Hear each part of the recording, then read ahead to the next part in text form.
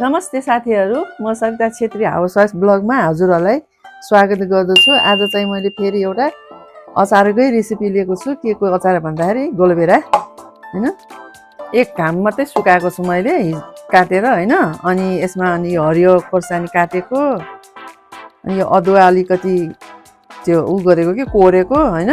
अनि यो लसुन पनि सानो सानो गरेर मैले चप गरेर काटेको छु। अनि यसमा यो मिसाउने हैन। अनि म चाहिँ अलिकति तिल पनि के यो मेथी पनि मिलाउँछु के, यसले फाइदा गर्छ नि त। गोलभेराको मात्रै भयो भने बेफाइदा पनि हुनसक्छ। अलिकति यो मेथी पनि मिसाइदियो भने एकदम मिठो हुन्छ। मेथी राखेँ हैन। अब नुन मसला त त्यस्तै त हो नि हैन। यो गर्मीमा खाना नरुच्ने भएर थरी थरीको अचार बनाइराख्यो भने अल्छी पनि हुन्छ नि त हामी गर्मीमा काम गर्नलाई। त्यही भएर चाहिँ म यस्तो गर्छु के। अलिकति ठुलो खोर्सानी पनि राखिदिन्छु, पिरो पिरो अमिलो अमिलो हुनु पर्यो नि।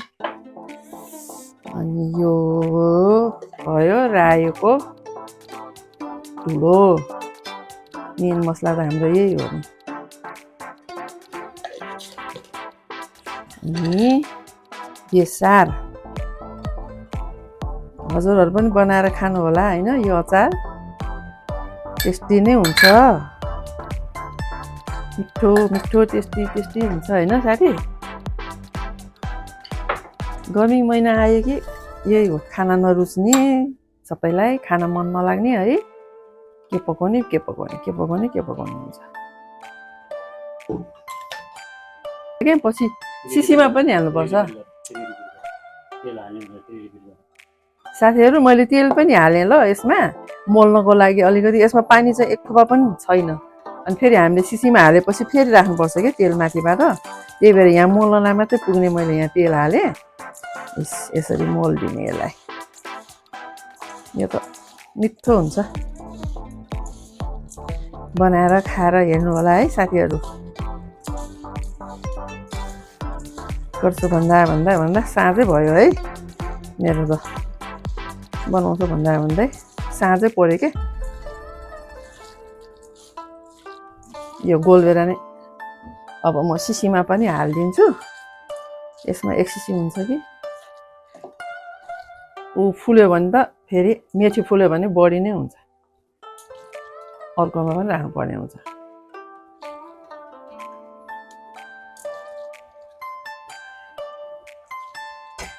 हाम्रो त यहाँ आज भयङ्कर पानी पर्यो साथीहरू। हजुरकोतिर कस्तो छ? यहाँ चाहिँ नि ठुलो ठुलो 4 बजेदेखि अँध्यारो भएर बत्ती नै बाल्नु पर्ने गरी रातै पर्यो। कति पछि पानी परेको हाम्रो यतातिर त यसरी ठुलो पानी नै परेको थिएन। अहिले त ठिकै छ, पछि खन्याउनु पर्ला है भाइ एउटा सानोमा बढेर आएपछि। साथी ल मैले अचार पनि हालेँ, ठ्याक्कै एक सिसी भएछ हल्दी सिसीले। आजकल त हल्दी सिसी पनि आउँदैन, अचार सचार हाल्दा पनि सिसी नै नहुने भयो। प्लास्टिककोमा राम्रो हुँदैन, गनाउँछ, बिग्रिने डर हुन्छ। प्लास्टिकको भाँडामा हाल्यो भने चाहिँ सिसामा भए राम्रो हुन्छ नि त। भयो होइन, पछि माजौँला। अब म तेल हाल्छु साथीहरू। ल मैले सिसीमा हालेँ, अब यसमा पनि तेल हालिदिनुपर्छ के हैन। अनि यो अचार चाहिँ नि हप्ता दिन 10 दिनमै खान मिल्छ, खान चाहिँ हैन। अब घाम नआउने ठाउँ छ भने आफ्नो घाममा राख्न लानु पर्यो हैन। घाममा आउने ठाउँ छ भन्दा आफ्नो किचनमा घाम आउँछ भने त किचनमै घाममा राख्दा पनि हुन्छ। यो औसी सौसीमा लगाएर राखिरहनु चाहिँ पर्दैन। मेरो त किचनमै आउँछ घाम, म चाहिँ किचनमै हाल्छु अचारहरू, बाहिर माथि राख्न लान्न। मेरो यहीँ आउँछ होइन साथी। हजुरहरू पनि बनाएर खानु होला। पछि फेरि अर्को भिडियो लिएर आउने छु होइन साथी। लाइक गरिदिनु होला होइन, सेयर पनि गरिदिनु होला साथीभाइमा। अनि बनाएर खाएर कस्तो भयो, मिठो नमिठो पनि कमेन्ट पनि गर्नु होला होइन। र सँगै सब्सक्राइब गर्नुभएको छैन भने सब्सक्राइब पनि गरिदिनु होला। नमस्ते साथीहरू।